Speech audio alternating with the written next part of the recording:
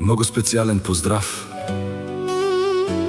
от Атанас за Митко и неговата половинка Зоя, с много уважение и от сърце.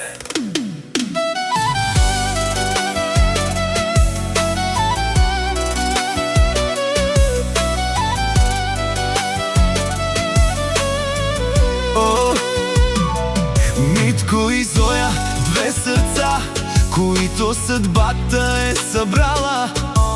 През усмивки и красиви дни любовта им е останала.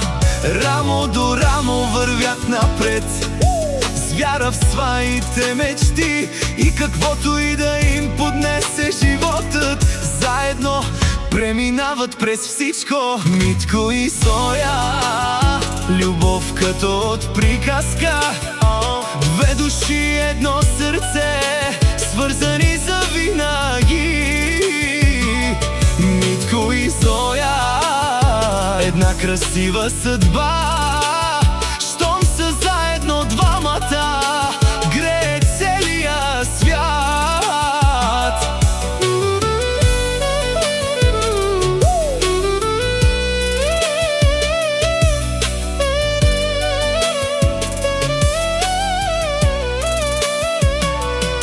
Не са нужни скъпи думи, когато любовта е истинска.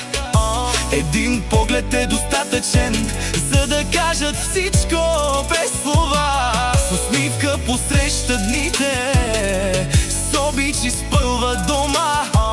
И където и да ги отведе животът, ще бъдат винаги ръка за ръка. Нека щастието ги намира, нека късметът ги следва навред, а любовта им да остава все така силна занапред.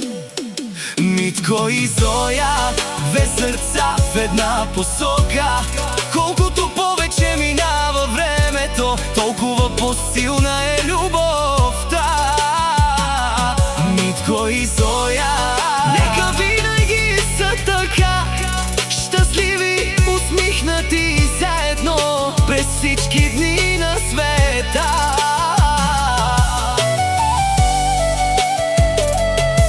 От Атанас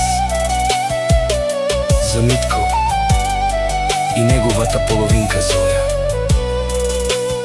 с много обич и най-добри пожелания.